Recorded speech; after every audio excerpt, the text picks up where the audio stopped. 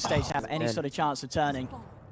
And they just have they just have such an overwhelming amount of items. Like even a BKB on Play Hard now, on the support DK, he has his core items, and they do not have damage through those BKBs really.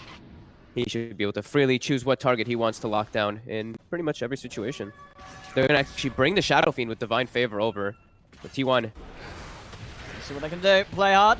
He's going to get the jump straight away onto Yokam. Looking for those backlines. The Crimson Guard pop. 4F and In Your Dream heading forward towards them. Miracle is down the backlines. Look at Yopaj. Yopaj pops the BKB. The Requiem pushing them back. They've killed off the Witch Doctor. Miracle pops his Blade Mail, still standing his ground. Looking over to try and help In Your Dream. But In Your Dream is sprouted in position. Using the Reaper Siphon on Yopaj, but it isn't enough damage. Yopaj is more than fine. 3 down, there'll be a buyback from the Witch Doctor, but both Miracle and In Your Dream are out without buybacks available. Neon jump over towards 4F. It's going to be 3 cores down, none of them with buybacks. The creep waves pushing up to the base of T1 with a 21k lead. I think this game's coming close to an end.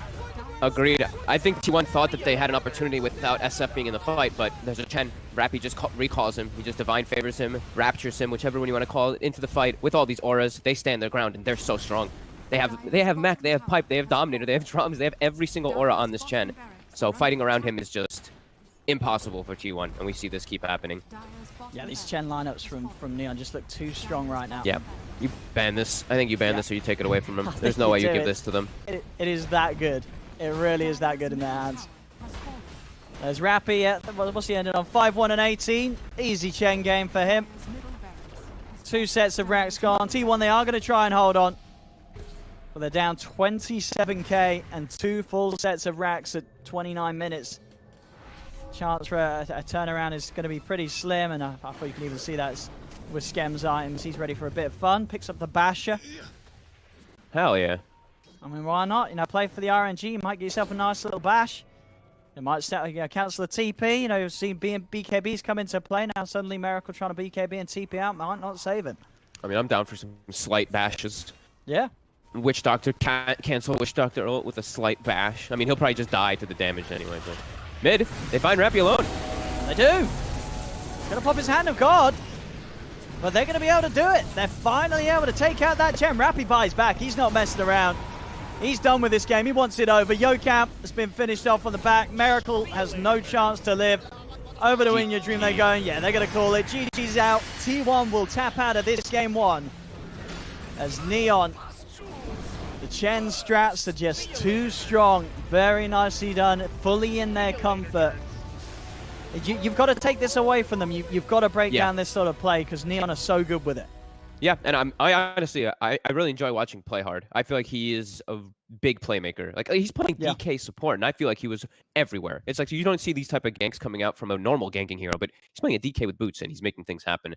Very impressive. They don't care about having these awkward duo supports. They have a DK Bounty Hunter as their 2 supports, and they make it work. This is when you know that a team just understands like exact matchups, and they don't want to put these bad lane matchups, bad core matchups. They can just shift things and make it work anyway. I'm really liking what I'm seeing from Neon. No, absolutely. Yeah, Neon are just, you know, even as I say, not in the best spot in the league right now, but definitely a lot of potential from this squad, and we're seeing it here already in the series against T1. I mean, on sort of T1 side of things, I mean, do you think things could have gone better with their lineup? Could they have done something a little different to have not as suffered as they did as much as we saw here in game 1? I mean, they could have maybe, I don't know. In Your Dream just ended up dying a bit too much. He acted, I think he acted like he was stronger than he really was in the game. They didn't itemize anything to protect him either. No force staffs to actually move him or anything like that. Yeah, I think they just underestimated how strong this SF and Core Chen would be and how fast they would just build up that advantage. So, yeah, well, there we go, ladies and gentlemen. Game 1 going the way of Neon Esports. Some definite heroes that T1's got to consider maybe taking away from them in the game 2. Don't go anywhere, ladies and gentlemen, as we'll head you straight back to the panel. Thank you, Odie. Thank you, Fogged. Welcome back to the panel, everybody. Neon putting an interesting showing with their draft. And I have to say, the support DK, was that really a support? What did I tell you? Keep your eyes on Play Hard. That guy's a playmaker for Neon, and he showed up huge. I felt like I watched National Geographic, you know, Animal Kingdom, with that quad Centaur Conqueror. That was a sight to behold. You know, yeah, there was total of 8 seconds of stuns. Yeah. If you don't put BKB on that, you're never waking up. Yeah. basically that's it, right? Neon Esports is one of the few teams that runs this Chen core, and the only team that has guts to run a post 1 Chen. They run, and post 3, I think they also run a support Chen. It's just a valuable pick for them overall. But I really like this SF last pick because it solves a lot of problem. During the draft, we mentioned like, they have no one to deal with the Necro and the Bristol back at once. SF solves all that. Great Silver Age builder, a lot of magic damage, a lot of physical damage. They just killed 2 birds with 1 stone. And most importantly, SF is a tower damage as well. Oh yeah. So literally everything you can find, SF ticks all the boxes. So perfect last pick there for Neon. And also I think you have to take out the Chen pick from Neon. This hero has been the core hero of all Neon's strategies so far. Like every time we see them picking Chen, they make it work on every single role almost, except for the mid. Yeah, we have not seen a mid Chen yet. And we have been saying how good Necroforce Reaper side is, but whenever you reaper side anyone, Chen will just be there for the Hand of God, for the mag with the huge burst of regen coming in. There's no way Neon, there's no way T1 can execute anybody with the Reaper side. Yeah, they need to kill Chen. Chen is the main guy that they need to kill off before anything else. Like, they have to commit Reaper scythe and everything. But this is one of the crucial fights where they tried to. Oh, the fight before, excuse me. But there was one fight where they tried to Reaper scythe, right, Rappy, and Rappy didn't die, right? So he immediately uses the Hand of God and he goes back to the fountain, but it didn't matter. The damage was done by Neon Esports and they just won the fight. Like, this guy is the tanker for the entire team and he's a post 3 Chen. Position 3 Chen, of course, right? So would you say that the main hero that they're going to have to look to going into that next game is the Chen, or do you actually felt like the DK was also a pretty big factor? Because I think Fogged pointed this out. Everywhere, every single team fight, the DK was there. He would always initiate the Dragon Tail, such a solid stun, a great way to start up for the team. Anyone that got Dragon Tailed either got deleted or it was just setting up to get deleted. They don't really have much ways to stop the Dragon Knight. He can just walk up to you and Dragon Tail you, and that was, pre Blink Dagger. And if you look at this item, this itemization, you won't even think that he's like a support. Well, except for the Tranquil Boots, but.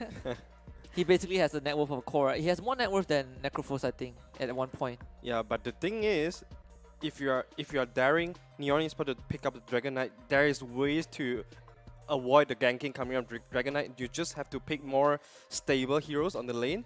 But if you take out the Dragon Knight, player has so many other heroes that do the same thing as well. Yeah. And I would say Dragon Knight is the one that has the lowest impact in terms of damage, because all he did is to provide a stun. Yeah, and it's just it's also like a curveball, right? I think T1 didn't expect the Dragon Knight to be one of the support. Neon, they do play DK and Ember support, but this DK support is probably the least expected one. And the supports don't have any way to deal with the DK. This Nyx doesn't trade well into the DK.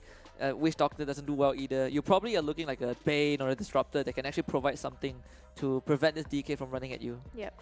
We know T1's very confident with Miracle on the Nature's Prophet. Every time it's available, they'll pick it up for him.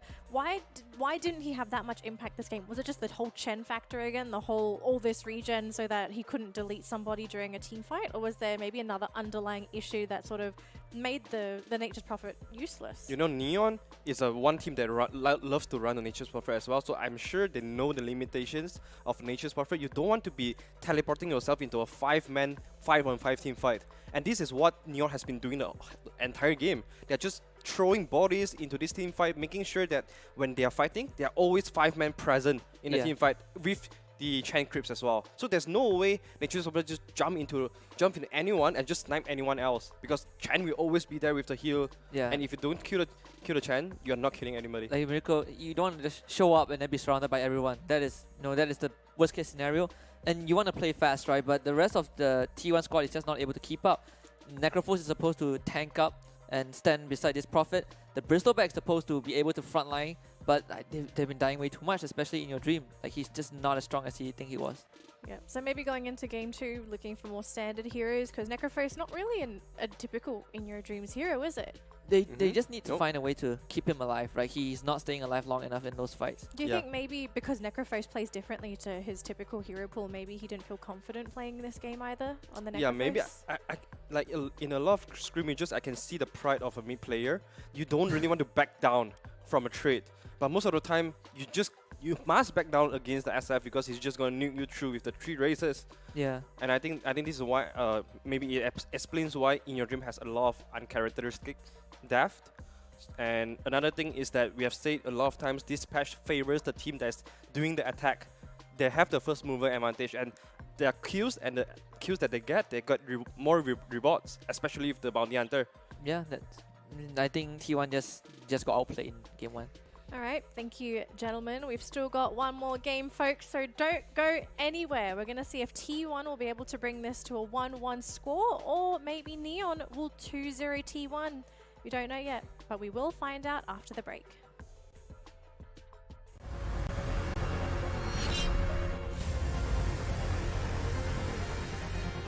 Storms are coming! One-to-one defeat champion!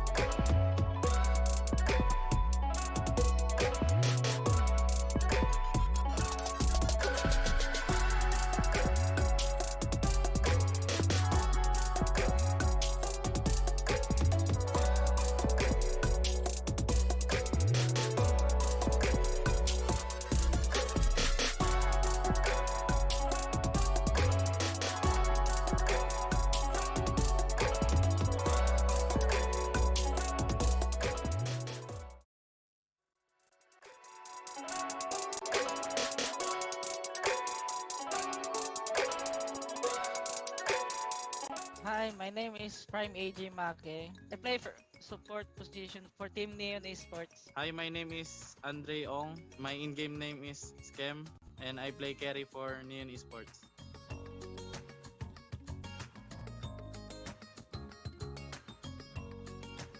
It's PH. It's me. I'm the one easily to be tilted sometimes. I think it's Cam because Me. he has a big head.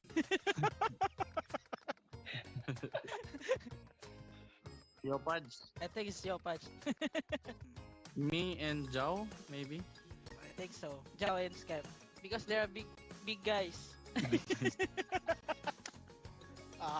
Januel. The Pate. He's the one who tanker for that zombie apocalypse.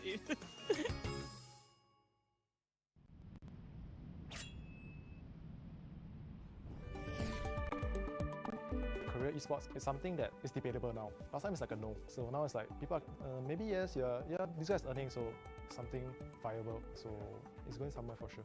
I mean, I used to play in like cyber cafes for like $100 price pool, you know, that kind of stuff. Dota 1, yeah. And now we are playing for like million of dollars, so of course it's huge. We have like arenas, we have like full stadiums hosting events, and like even malls too.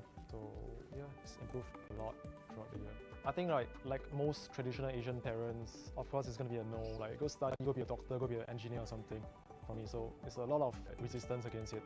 I mean, slowly for me, it's like because we started winning some small tournaments, you bring money to the table, you put it on the table, then it's like, oh, maybe it's legit. Then started bringing more and more, then it'll be like, okay, this is a job, go, don't come back. Just do whatever you love, go, don't come back anymore. Yeah, that's the situation for me.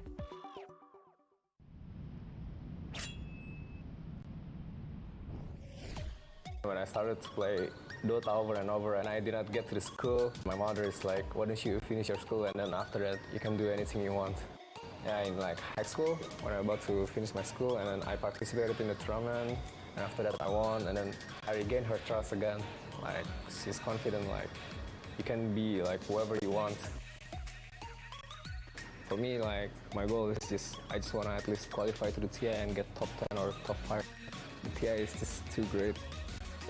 When I play with Tigers, like, I fell in the grand final qualifier against TNC. You need to put a lot of effort into it and never take it for granted. Just never look back. If you believe that you have some high skill on that game that you can possibly win any tournament or become a very good player, then do it.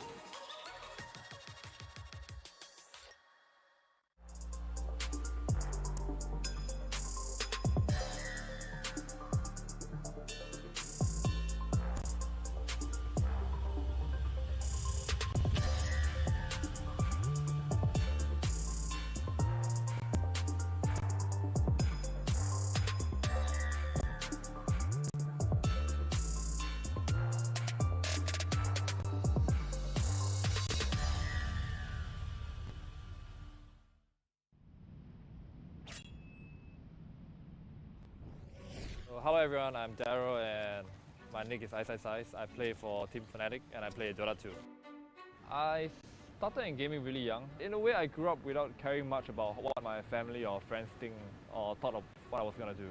Like when I was in primary school, I go to school, I ask like, oh, anyone play games, and that's what I did for secondary school as well. I've always like led a life where I just did my own shit. I mean, that's the best way, right, to live your own life. I started my professional career officially 2014 because that's when I really started winning. I don't view myself as a pro if I'm not winning. My biggest win, marrying my wife.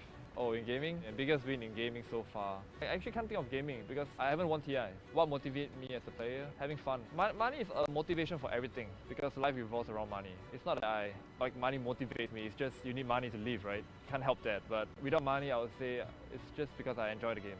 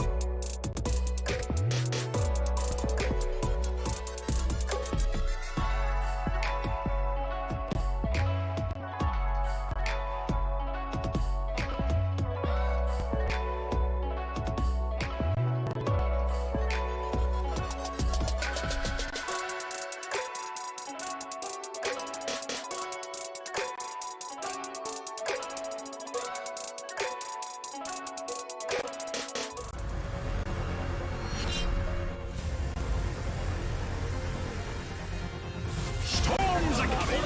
One-to-one defeat champion!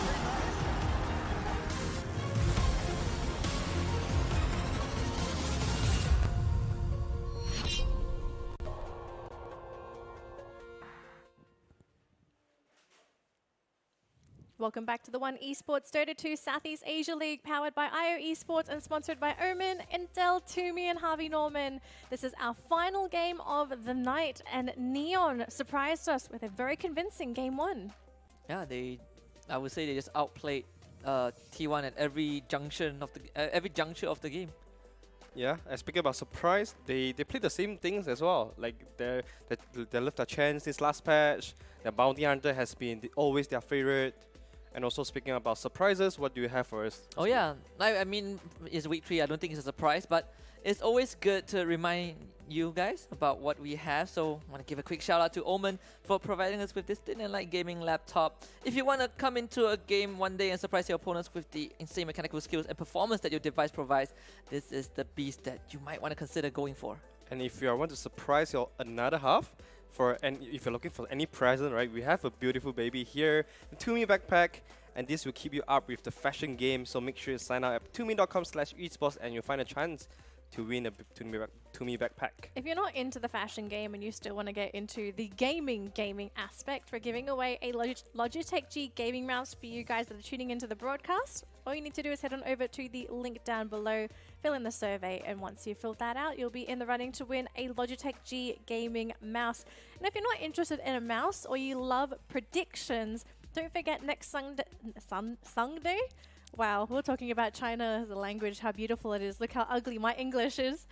Next Sunday, we have a prediction match just for you guys. We've just finished our one for today, but if you can predict the correct outcome for next week, you'll be in the running to win a $100 Steam gift card. So make sure you enter down below. We've got all the information down there, and enter before Saturday because entries close Sunday night. Yep, if you want to not impress, your other half, but yourself and probably look good in the mirror, we do have one-on-one esports merchandises, including the hoodie that I'm wearing, certified plus 300 MMR. Do drop by shop.oneesports.gg and use the code CDOTA10 to get some really cool merchandises. We have hoodies, t-shirt, marks, label pins, and even a One Esports exclusive face mask. And of course, remember to follow One Esports at all their social media, YouTube, Twitch, Twitter, to keep up with yourself with the most trendy Dota 2 news. What am I talking about? See, we can't speak English today. Because we were talking about Chinese all the time. Like, we are talking about how good the Chinese scene is, and we want to see Viper. All of this is because of what? I see Viper. Come on. All of this comes from the Viper pick. I blame Viper. We might see Viper because the draft is ready, so we'll see maybe if T1 or Neon are interested in the green Viper. But as of now, we've got Batrider, Earthshaker, Tiny, and Nature's Prophet. So it looks like we've swapped the Nature's Prophet around. It was on T1, but now it's going to be for Neon. Yeah, another hero that the Chinese scene likes, other than Viper, is another hero that kind of challenges the pride of high MMR players, Razor. True that. Absolutely. You gotta love the APM you can. Like Viper and Razor, they're forced under the same category, right? Same category, right? Actually, decent hero, but they challenge the pride of a lot of players. I'm not sure it just challenges the pride. It might sometimes have to challenge your brain when you play those heroes. What challenges that? Just press your button W. and run at someone. Yeah, come on. Got a big brain when you play those heroes. Anyways, second phase is a ban, so it looks like we're getting rid of Slark, Oracle. Looks like T1, they want to make sure that Neon, they don't have too many heroes that are too slippery.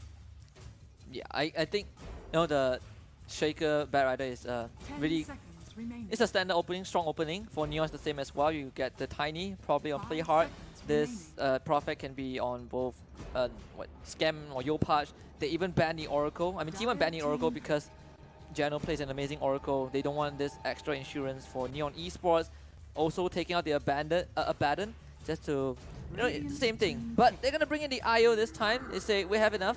Yeah, another thing worth mentioning is the Abaddon and Oracle are great counters to the Batrider as well. So I think it indicates us that Batrider is going for the position 3, and most likely looking at the task pick, it will be a position off lane Batrider.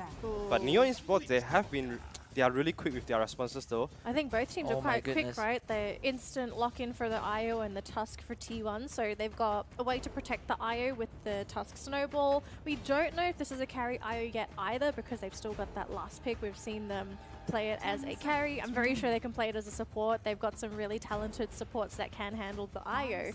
Do you think Neon might be trying to bait the IO pick? They must have known about this. I'm slightly worried right now because T1 does not have a decent way to kill off this Void, and all Void needs to do, if you can chrono this IO, you basically just you can easily take the IO out. T1 does not have a pick so far that has good synergy with the IO. Yeah, but Gyrocopter is like the most obvious one, but But they do have the IO to sustain through the damage, and also one way to relocate and save one guy out of the chronosphere. Yeah. And Tuska Snowball theoretically can do that as well.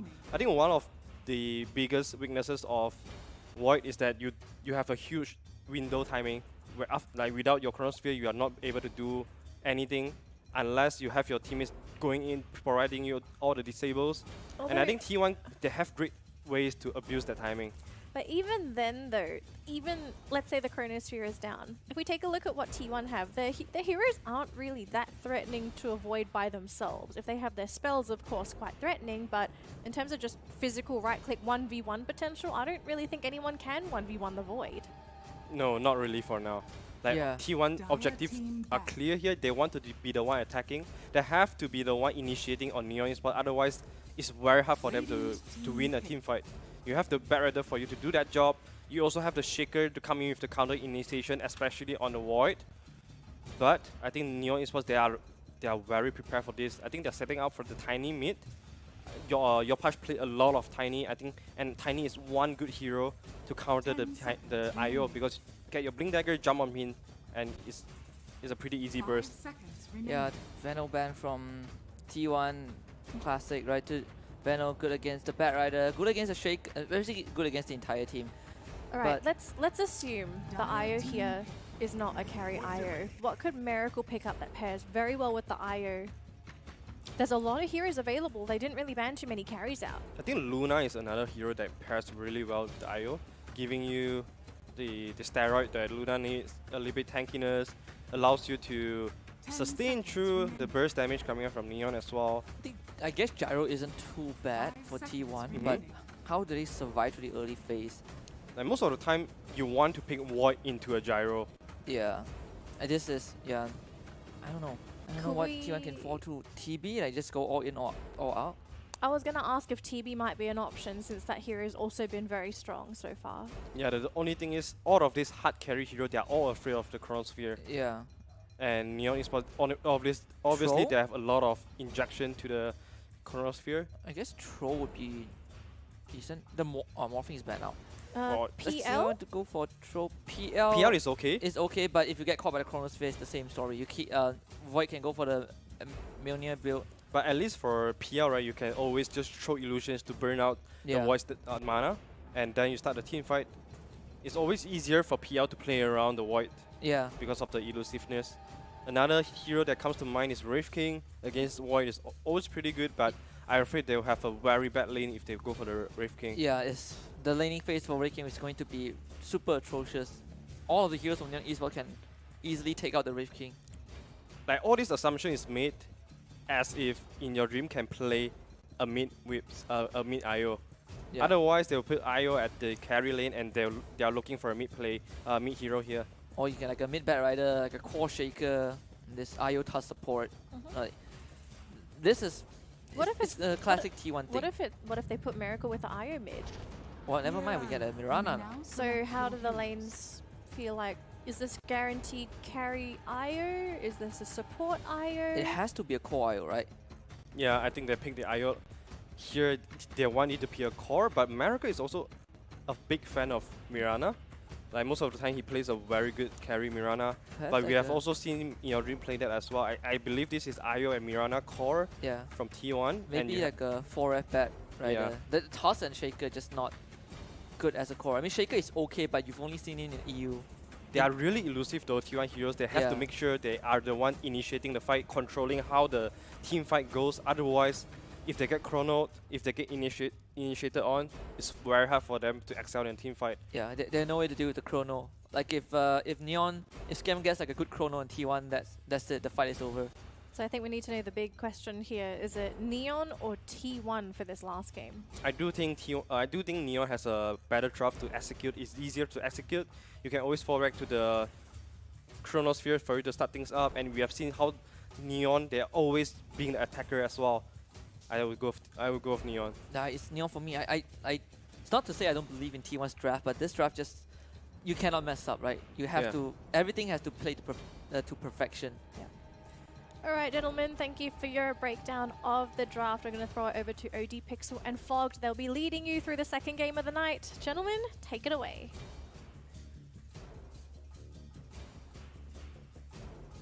Thank you very much, Stanley. And, well, I've got to say, looking at Neon's lineup, folks, we're getting some crazy stuff once again. If the player-hero matchups are to be believed, we're getting an off-lane Witch Doctor, a position 4 Pango, which is obviously natural, but then a position 5 Faceless Void. What do you make of this?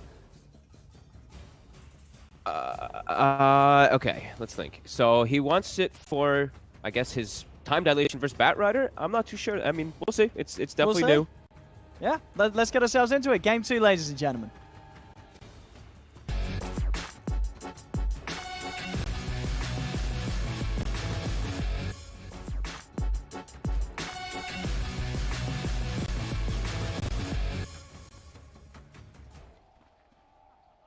Oh, here we go. Yeah, let's see indeed. And of course, it's not like T1. Haven't got any sort of interesting things to watch out for. We have seen it before, of course, but Miracle once again playing the position 1 IO on T1 side. So a very exciting game all round. We'll see, you know, which team's experimentation pays off. Yeah, it's like you make a core Witch Doctor because you're playing versus an IO who's going to be tethered to a Dominator creep, right? So it's like this cask. I mean, if it's going to just be on him every time, you could make sense of the core being there. Definitely still weird, though. People have always theorized, you know, this core Witch Doctor in pubs and stuff like that. It has worked, but we'll see if they can make it work in a official game here. They're doing well up top right now with their trade. Polson might actually just die. The right clicks from Witch Doctor are pretty insane early game. Big arrow. He's not going to be able to get it. No, that is a big arrow indeed. Straight through in onto Playhard. I'll allow Miracle and Paulson to turn around and get themselves first blood. Excellent arrow.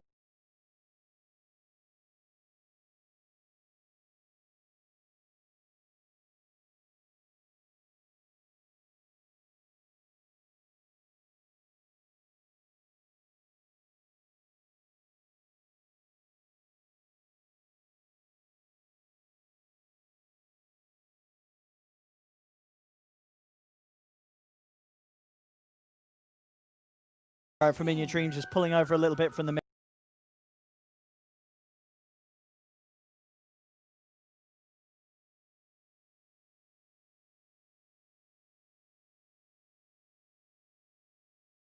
It's what? If he wants to get his Soul Ring almost done, pretty much, them up to a pretty strong lane, because it is an IO with a Tusk. This tag team plus the auto text is actually very threatening versus both these kind of squishy, fragile heroes that get punished by it.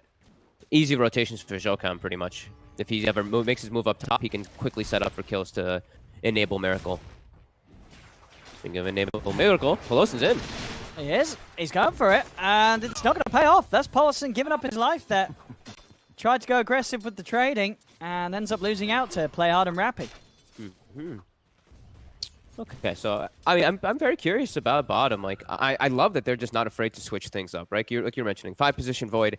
We've seen, I think, what, Envy's done it. I think that's probably the one that people remember about a little bit, of him doing like the healing and stuff like that. But time dilation is extremely valuable, especially in lane versus Batrider. So yeah, sure. It's cool. It is good. It's a very long cooldown though, right? You know, 40-second cooldown in the lane. How long's the duration of it? I mean, early levels as well isn't really too long either. What, just 8 seconds? So yeah, we'll see how much of an issue it does cause for Forever, and see if it does indeed keep Scam safe, keep the pressure at the bat off him. Yeah, I mean, so it's just annoying in the middle of the game, too. Like, if you just get it, if it's going to be a max time dilation, which is what we're going to expect, and like, by the 10, 12 minute mark, that could actually disrupt quite a lot. See top, they're trying to go in again, but Miracle's just going to die. It seems like T1 are really misreading the potential of this duo on the top lane. They keep going aggressive as the IO Tusk, and that's the second time they just straight up lost that attempted fight. They're going for Rappy as well. So they're thinking like, oh, you know, Playhard's like the tankier here on the front line, so we got to go for the squishier back line, but it's not the case. Rappy has this ring of protection. He's got 5 armor, and they do have heroes that can turn pretty easily. Like if they get a proc, a lucky shot proc or something like that, they turn with the Maledict. It starts to add up. Polson has to definitely reconsider how aggressive he plays. No, for sure, especially once the level 3 is hit on Neon's heroes. Yeah. Then the combo becomes incredibly deadly, and to the point where it's you know, they've got to really think hard about trying to make a move T1 if it's just the 2 of them. Look at these last hits too. All 3 cores farming very well on the side of Neon at the moment. An aggressive swashbuckle. Polson can't actually get close enough to punish it. bottom lane. Forev, he's going for the dive. Time dilation's not enough. Oh, Fisher out onto Scam. Will set up for that kill. It doesn't stop Forev from running over him with the Firefly. And sort of looking at the, while playing the Void in this position, do you think, again, this was an adaptation to the draft and them saying, you know what, we cannot really play core Void this game? I guess. I mean, I'm not too sure about this one. It's a little bit of a weird one, right? But I guess they don't have to rely now. Like, if he was a core Void, I guess, I'm trying to like think of something here. It's like, oh, then they have to rely on Chronosphere a lot more often, rather than if he's a support, he has another junction.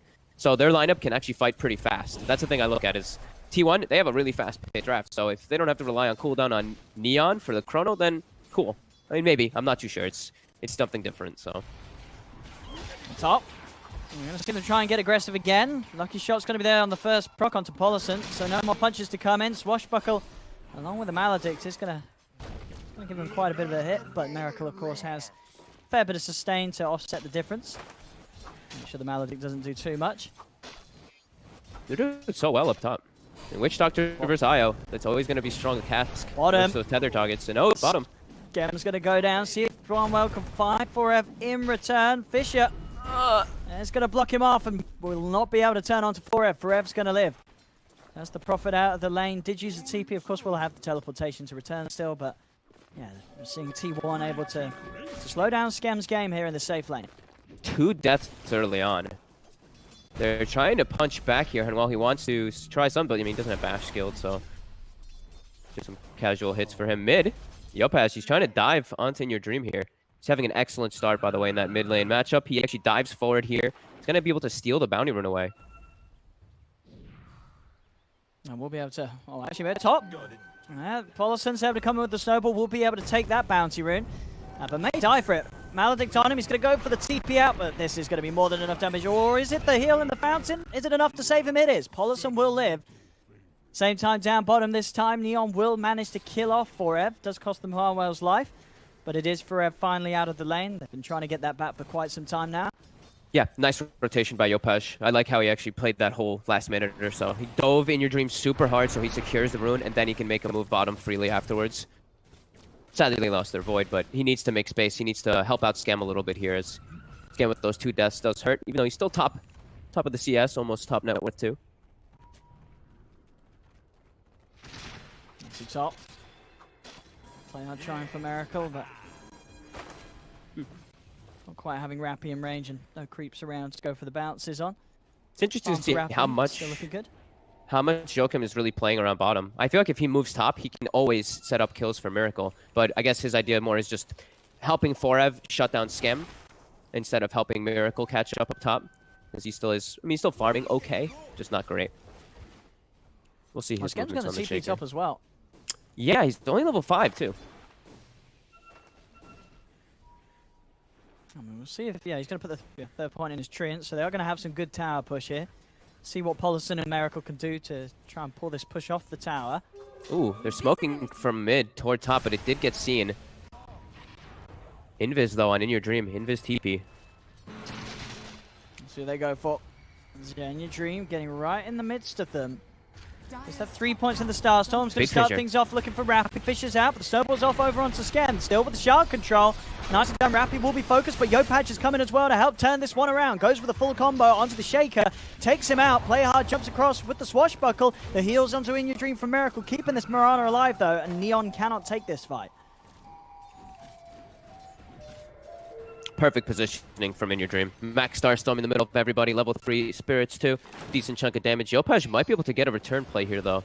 To catch someone on the side. Looks like they're going to be, what, bottle refilling? Yeah, bottle refill under tower. Yeah, a little too hard to run into the 4 of them there with them all coming up to the top lane. Yep. Neon though, they also bottle refill for Yopaj when Rappy TP's in. So he is still at fighting shape. Scam now hits level 6 too. So level 6 Wrath of Nature plus a tiny early game, you can easily set up kills on anybody on the map if he's able to find any combo. Let's see what he can find. That's mid. In Your Dream returns. On top where we're seeing, well, bottom, I mean, Huanwen's going to have his 6 pretty soon. He's been having this lane to himself. Yeah, it's a cool approach that they did, right? Scam, move around the map, give the Void the lane so they do have that Chronosphere available pre-10 minutes. Wrath of Nature does go out here. I guess it's just for farming in this one in particular. Doesn't get a single last hit with it though, so no extra damage for Scam. And in terms of damage that they can throw into the Chronosphere, I mean, I guess because they do have this core Witch Doctor, that's always going to be a decent amount. Just what Maledict and a Death Ward from the outside early on is going to get the kill. Yeah, and hopefully we can get an Aghanims at some point in this game. That'd be pretty cool. He is a core. What is he going to farm up on this in this role? He's got the Urn done. Vessel is so good, right? You're versus IO, so it's probably just going to be a Vessel. But then after that, I mean, are you building auras as the offlaner, or do you think you do go for something greedier like the Axes? Bottom lane, they're going to use the Chrono. Rappy trying to get in position. Scem's going to come through as well. And this should be a dead bat for sure. He's even going to try and use the lasso there for Ev, so that's the lasso on cooldown. Nothing to be found with it. Toss as well from Yopaj. They're going to be able to get the setup onto the Shaker as well. They'll get both of them with that play. Rappy claims both of the kills. Double kill for the Witch Doctor.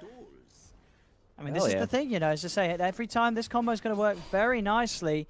If anything, the Fisher did come out quite earlier there. Could have maybe been saved to try and stop the casting of Rappy, but maybe either way, Forever would have died anyway.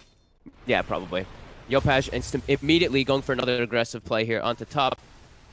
There's the Wrath of Nature bouncing through. It's not going to bounce onto Polison, and he will be safe. But they're trying to utilize that Wrath of Nature as much as possible with Yopaj's movements. I'm liking that a lot. Might still find Polison. No, the Fissure will deter.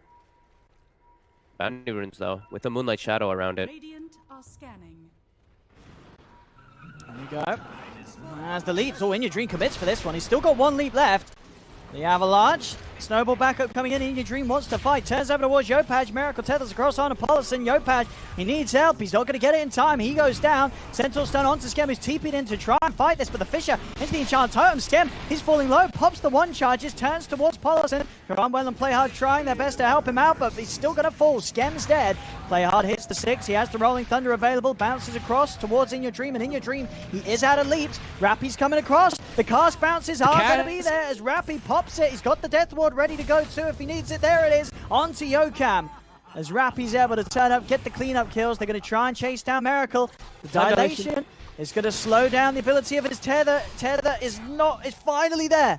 We'll get him a little bit of a distance, and it's enough. Gets on the other side of the Centaur, uses the stun. Play Hard still has another swashbuckle, but Polison's in, punches him up. Scem's underneath the tower. Sprout control onto Miracle. Miracle's down as they dive in for the IO. Polison is coming back across. Cast back up into second for Rappy. TP's now back into the mid as T1 start to respawn. This is great. 10-9, 11 minutes in. Everyone porting mid, everyone battling. Forev just sitting on the side lane trying to farm. Almost has his bots. He's the one taking the space, it seems like, on T1. T1, though, diving pretty aggressively there, and they allow Pango to get, I don't know, 8 swashbuckles off in the fight. He hits level 6 and turns it entirely. So Neon playing really well. They're reacting still to T1's aggression. T1 didn't have level 6 on the Shaker there. That would have probably been the X factor that changed everything if Showtime did hit that. Oh yeah, for now he will have Echo. Very grouped up, and Neon, they're going to go straight away again. Smoke up. They've got the Chrono this time round. Not moving with Rappy though, so won't have that guaranteed damage output of the Witch Doctor. But still, another solid chance of finding something as Miracle has been caught. Harmon, does he want to commit with the Chrono here? Yeah, he will. No messing around. Scem does end up TPing into it. And up in the air, this Pango does get stuck up there. They're not actually going to get the kill on Miracle for that one. A little bit of a miscoordination there from Neon, and Harmwell's going to be dead underneath the tower. As the combo, it doesn't work quite as well with the other heroes in the Chronosphere. You know, really it's just that Witch Doctor that has the ease of execution. I mean, obviously Play Hard. Here's Rappy, Avalanche. Here he is. He could definitely get one of these. Cast into Death Ward will do it. In fact, he doesn't even want to use the Death Ward. Doesn't need to. Just the right clicks alone will push Polison low enough to pop. Gokam and In Your Dream on the chase. There's going to be a Fisher into Arrow available. Fisher out to cancel the Death Ward straight away. Now they'll use the Moonlight Shadow to reset T1. Scam taking top tower during all this though. Big movement by him. And yeah, that was an interesting gank though. Scam TPs into the Chronosphere. They toss the Rolling Thunder into the Z-axis of the Chrono, so it doesn't actually get in either. That was just totally botched, but funny. Yeah. Yeah, not the greatest of plays there from Neon. Joakim gets a nice deny up top. Scam wasn't able to quite finish it off. Very even early game right now. Both teams just matching each other's aggression with their low cooldown drafts. Besides Chronosphere.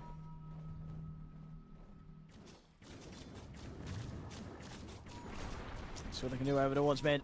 Oh, nice toss back. He's going to buy a bit of space with the snowball. That's going to put that TP in from 4F to an end, so no backup for Polison coming in soon enough to save him. As he goes down, Polison still having one leap left. Now 4F may still have a chance at Yopaj here, poking with the flame break. But Palmer just standing in between the two of them. 4F's going to have Lasso back up in a few seconds. Play hard teasing with the Rolling Thunder, and 4F still sort of being baited in. Yopaj is going to get lucky with the rune spawn. He was so patient for it. They gave him, a little bit of love for his patience. Playing around that rune. Chronosphere going to be back up in 30, and T1 they haven't really taken advantage of that being down. They are farming though on Joakim. That's one of the important ones. Hit the big initiator for them besides the bat. He's going to have a nice free lane pushing into him for quite a while. So a little bit of a slowdown here for T1, which they're going to benefit off heavily with these next few moments. Neon doesn't want to wait though. Don't allow them to get that time for the shaker. This is a nice move here. So they can go for snowball over from Polison. The cast. Want to chase this though. In they go with the Rolling Thunder. 4F getting low. Maledict over onto Polison. They turn towards the tusk. Polison will go down. And so will 4F as he's caught on the side by Yopaj with that final bit of damage. And into the trees. They're not done yet, Neon. Yokam surrounded. He's trying to hide, but the Sprout giving them vision to toss forward. Scam. Stay on top of the shaker as Neon will find themselves a third. They take him down with that final hit from Scam. The Chrono. And even the Chrono's back up. It's back online. They're going to be able to get In Your Dream in a perfect position for Yopaj to walk around and get the full avalanche toss combo off on him. They are playing the map so damn well right now. That movement, they see the Earthshaker is farming under tower, right? And he has this like double creep wave coming in. They have no other great moves to make. This is the perfect move for them. They get this aggressive move. They even are going to look to get, what, 3 bounties or 2 or 3 bounties out of this too, and get that full wipe just because they understand the read of the map so well. That was phenomenal moves by them. And they're doing this toss Rolling Thunder quite a lot there. That's the 3rd time I've seen them actually get it off. Dire's top tower is under attack. And it looks like, yeah, so he is not going to be going for Eggs, by the way. I think he's gone for a mech on the Witch Doctor, I believe it was. No, that's was it? Where is it? In Your Dream? Oh. Task out. They're going to dive this one. They have the detection, they do. Dust is out. They've got the vision onto In Your Dream. Rolling Thunder continue to catch on to the 2 of them into the swashbuckler. Yokam stepping forward. He has got an Echo Slam. He's going to pop it onto Scam and Yopaj, but this Death Ward takes down Yokam. They do manage to find the Tiny on the side. 4F also getting the lasso onto Harnwell. Straight back into the punch from Polison. This time around, T1 taking the lead this fight, and they're trying to chase for more. Rappy turns with the cast, but 4F's on top of him. A buyback comes out from Harnwell. Wants to keep his offlane Witch Doctor safe. Sprout trapping Polison. Rappy still goes down though. They bring him out. The tower hit's starting to hit onto Miracle, but he's healing up Polison. Polison bashed it by Harnwell. He gets the chance to pop the snowball. He's heading over to the creeps, but not heading far enough to save himself. Miracle tethers over to 4F. Scam TPing in to try and stop the escape, and he'll catch In Your Dream, but another leap's up. The final leap from In Your Dream, enough to save him. 4F still in the area here. Has to be a little careful how far he goes up. Double buybacks coming out. Yeah, 18 to 13. I love this. They're both just battling every time. You just see these buybacks, everybody's throwing everything into these fights. Miracle's getting a lot of farm out of it, though. He's got his Maelstrom now finished, so he is starting to build up that momentum for himself. Dire's middle tower is under attack. Dire's structure. Yopaj, another pick off. Yeah, he's finding them with this blink now done. And he's going for that Veil next. She's very nice with that lineup. Oh, that's interesting. That is very different. I don't think I've ever seen a Veil tiny. No, I mean it's something that with the changes, what you started to what maybe expect to see more heroes pick the item up, because it is quite appealing, right? For sort of the price nowadays. I guess, but he doesn't. It's not like they have an overwhelming amount of magic damage on his team. I mean, it's okay. Just a bit weird to say, to be honest. But if he just wants that quick burst damage, especially on a hero like Miracle, like the IO, and a huge chrono. Very nicely done there from Arwell, catching Miracle as he heads over to Yocam. I mean, the support fight, it's not looking bad at all. I mean, he's 1-3 and 12 this game for Arwell. And sure, there was the one sort of chrono that didn't really go off to a great kill, but the other ones have always resulted in Neon getting some easy pickoffs. They'll also find Paulison here as well, out on his own. They get a Forev lassos here on the Schem. Skem's got the blade mail. He is under the tower though. Yopaj is going to come in with the backup. Skem falling low and he does go down. They get the kill onto Skem. Toss up onto In Your Dream. He's got for the TP out on the high ground when he makes the way. The Vessel and the Maledict is going to kill him in the base. Or not. Is it? The raindrop. Did he just buy that? I think he just brought that. He did. The he just brought it. Buys a raindrop in the base and it saves him. Whew. I mean, nice little save for himself there, and they get Scam and get out. That was, I mean, that was risky as hell by T1, but they do end up getting it. Yeah. I mean, Neon though, honestly, Neon is outplaying T1 pretty hard though throughout this entirety of the early game. Just the way that they're making moves around the map and understanding. 3K lead. Forev, he steps up a bit far, but they can't quite get a cast. T1 wants to find more time to farm, but Neon's really not giving them that space. Just playing super aggressive. And now though, T1, they got a little bit of time to back up. Jocam, 200 from Blink. That's going to be the big one that they're waiting for. Yeah, Echo Slam has the potential to be huge this game with the way that Neon's playing. Always grouped up as 5 for Ev. Jumping in here. Yopaj is going to be able to come in with a combo. That's Forev dead. And now with the Rolling Thunder over towards In Your Dream. That was In Your Dream's last leap. He has no further leaps, but he's under the tier 2 tower and Play Hard actually going to die to the tower hits.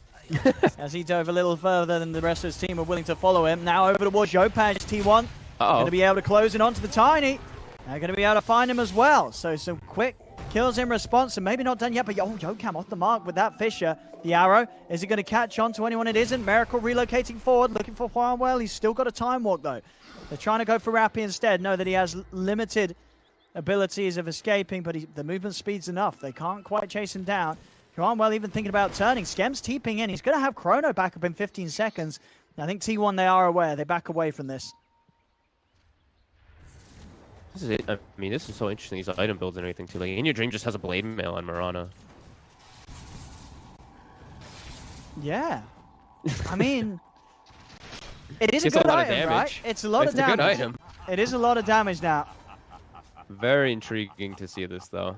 Just different ideas by everybody, pretty much. But now Chrono is available. Neon, I mean, they're still looking to fight constantly. Just no slowdown whatsoever. With this Veil Tiny, he's looking to blow targets top. He wants Miracle top. He's actually going to try. Yeah, he goes in with a combo. Skem's going to be here with the extra bit of damage, but Miracle just goes straight for the TP out. And they don't quite have enough to bring him down before he can get away. Still very tanky, this IO. Yeah, 20 armor with that Dragon Scale. Sorry, 25. Oh, no, that's him next to tower. Yeah, 20 armor. He has a lot of armor, pretty much. 25, 28 armor, depending on if he's nearest towers. Smoke. They have Echo Slam ready. Their lanes are actually in a pretty good position, too. They're actually smoking toward bottom.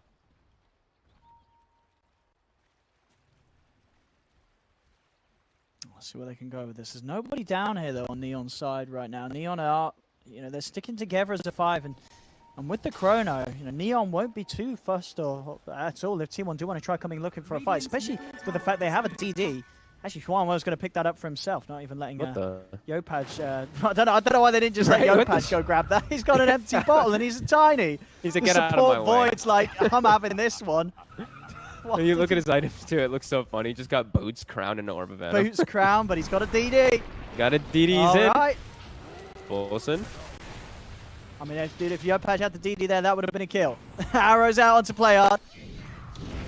As Chrono comes in, he's only going to catch Yocam, but they're cool with that. Take out the Blink Shaker before the fight really kicks off. Scam being chased. Schwanmo jumping forward. Avalanche comes in. Scam, he's going to be saved. They keep Scam alive. In Your Dream's trying to commit for him, but he can't kill him off. Scam's going to live. Massive combo by Yopaj there on them chasing up the high ground. And they catch the ideal. Like that Chrono is perfectly fine. You catch the Initiator, the big Initiator, that Earthshaker. Yep. Doesn't look fancy, but it does the job. That DD Void. And you like this build as well from Schwanwell, the brown boots into Meteor Hammer. I mean, sure, why not, right? Just Chrono, hammer them. You know, it's an extended chronosphere. I mean, you know, as a support void, you're not going to be punching them, so why not just drop a hammer? Yeah, I thought he might. I thought he might do something like a force staff or like a medallion or something like that. But whatever, he wants to have his own fun stuff. He can maybe even get it off inside of the fights in some like lucky scenarios. Why not? It helps him farm too if he's able ever to get it. Sure, I like it. Mech is done for Rappy too. He's almost on his way to Greaves. Right, they're definitely still getting quite a lot stronger here. T1 not able to fight back still. Losing all these fights, all these engagements are not going in their favor. Yokam has to find better positioning. 1 and 8 on the Earthshaker. Yeah, can't get caught out like this. He's not been able to do anything with this blink. Yeah. Bottom tower is under attack. It's still only a level 1 Echo too, so it's got like a 2.5 minute cooldown. It's still not a fantastic ult for that type of long duration cooldown. But they are smoked. Play hard. Oh. He's going to get the Rolling Thunder off very nicely and dodge the entire initiation from Forever, so no chance for a lasso. Yopaj comes to the side with the Avalanche, roll forward onto the Rappy Witch. Dr. Polisson trying to bring him down, but there's the backup from John. Well, they just turn over all the Polisson. The arrow is going to hit onto the Void. Lasso's there onto Rappy, but he's got the Voodoo Restoration pumping out. He's healing up. They don't have the damage to kill him. Rappy's going to remain alive. Miracle's trying to find him with the Troll Summoner. Nets him in place. Rappy turns. The cask of the Dirtboard's out. Miracle's in trouble. He's not going to be able to kill Rappy. Even the Fisher is not enough. Yokam does jump in, finally gets him with the Enchant Totem, but he's had to commit deep for this. Yopaj goes in with the combo and kills off Yokam for this. Back towards Roshan. Polisson trying to run. Skem TP's in. He's got a Sprout, which is going to be there back on the Polisson. They take down a third. In Your Dream just has to continue to run. This is another fight where Neon, they're coming out on top. It just seems like they always have a good read of where the fight is going to be happening. They all are set up so quickly around there to sandwich everything, right? Like, Playhard gets his ulti off, and then his whole team is just there already, prepared to back him up. They end up getting the kill up on the, I believe it was on the Void in the north side earlier. But a buyback from Playhard too also just brings everything back when he does die too, because he chased the Earthshaker out of the fight the entirety. So Jokam still continuing to get spotted out in the fights. He just can't get an Echo Slam off.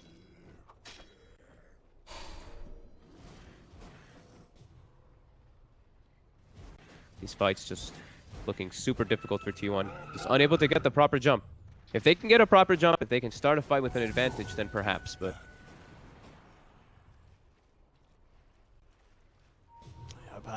Oh, In Your Dream.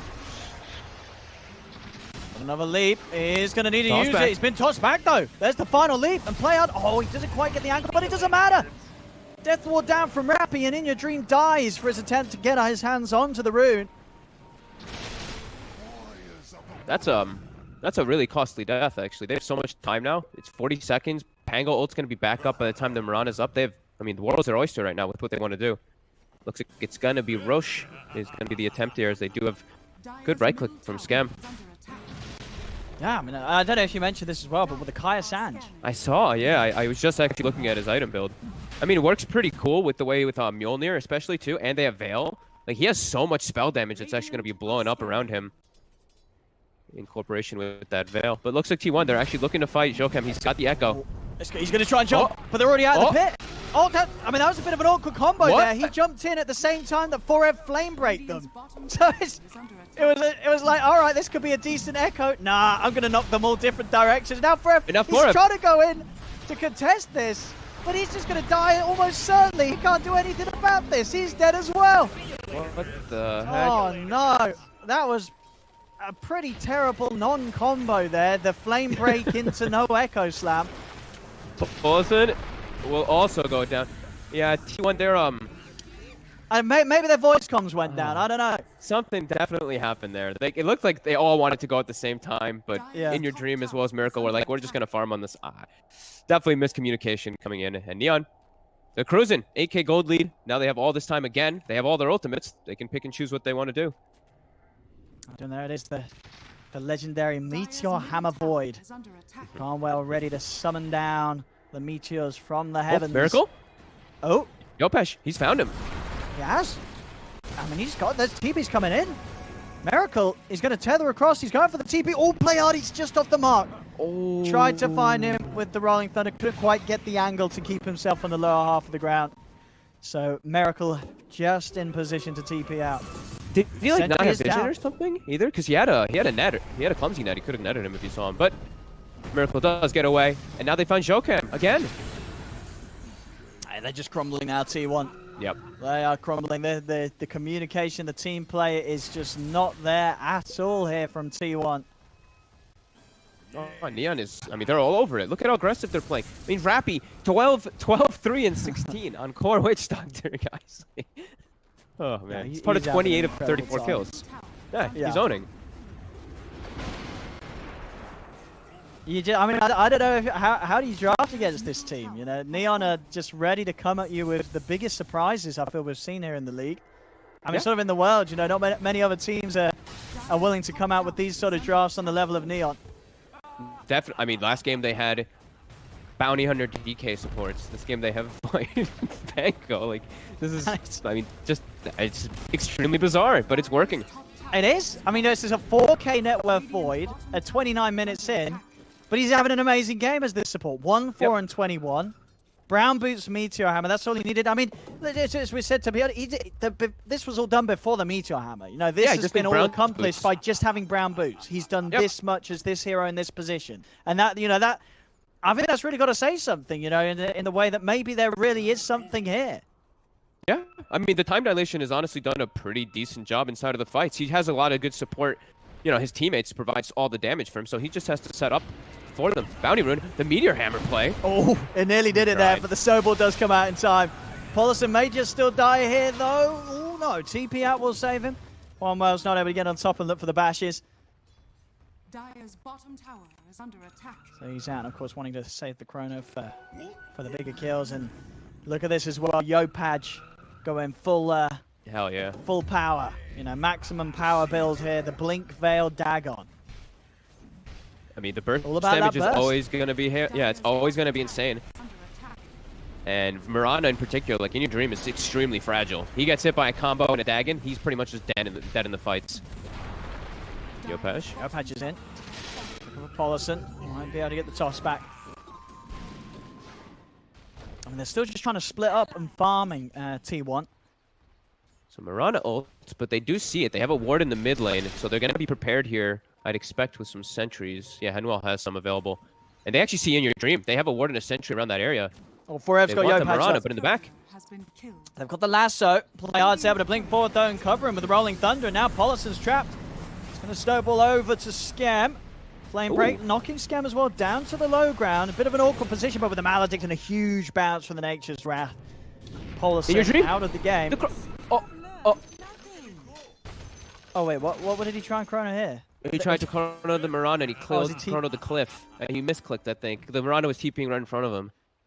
Oh, wait, what? Did he not even get him in at all? Or was he didn't get him in at all. He literally chronoed the high ground right next to the Miranda. Oh, no. Well, it happens. Yeah, he doesn't need these chronos to hit anyway. You know, they're doing that well without they're going in anyway. Neon. They got a 10k lead. They're ready to fight on. Onto the high ground, starting to take these tier 3s. Multiple bounties being placed on the lineup of T1. Holding the This ground. whole game, of course, Scam is just so farmed on this Prophet.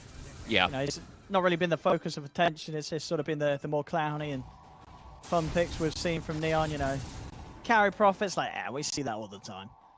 But Yeah, Scam we really is certainly do. having a very good time with it here. Yeah, he went for a different type of style item build. They actually have found Miracle again. Yep. And with the toss, he's over to the creeps. Yopaj slides in, and Forev now also in a position of danger as he's been rooted. Miracle gets punched down by Yopaj. Forev trying to run, but play hard on the chase. Forev, he's going to use himself up, but this won't buy him any sort of safety. Toss up into the Meteor Hammer of Cromwell. They're just continuing to do it over and over again here, Neon Esports. Just the way that they're moving around the map, like they're just totally outplaying T1. It seems like T1 just has, they have no moves on the map, but they do. They just have not gotten an Echo Slam, I don't believe, off in this, not a successful one. They had like the one Echo, I believe, in mid. Besides that, there's been nothing. Jokem just can't find opportunities. And into the base they go. To get an ideal fight. On to the tier 3. See Yopaj did commit there for the toss back onto Paulison. Yopaj getting focused, but he's able to force out to the side. He's still alive. He's fine. As Paulison goes down, will buy back straight away. They use the moonlight to try and keep themselves hidden and at a distance. They turn over towards Skem, but you're not killing this Prophet. Skem with the Satanic far too tanky. The space is there for Neon to claim the tier 3. The rack's now exposed. Yokam on the side. Yopaj on top. Oh, didn't see him, I guess. Did he not? There's a tree. Yeah, there was a tree in between them. Now he's going to jump in, but it's an Echo Slam only onto Skem. Skem pops the blade mail, the Satanic. He just heals straight back up to full. In your dream step for 70, no buyback. Yokam goes down as well. Paulison also out of the match. Also no buyback on him. As they're just cleaning up in Neon. They're going to have Chrono up in a second. Well, he's going to go for the finisher there. The two-man Chrono. The hammer's going to come striking down. It won't... Well, it does catch onto Yokam at least. So Yokam dead for sure. Miracle as well. BKB ends. Nothing else to protect himself. This game, well and truly over, one would imagine. There's a buyback on Forever, but they don't have Miracle in your dream. Back up. The two other cores that were all important. Of course, Paulison as well, also out for 40, and they'll call it. They're tapping out of this one. GG is called, and Neon don't do it. Just do it the once with the entertaining lineup featuring the DK support. They do it twice here in game 2 with such speciality.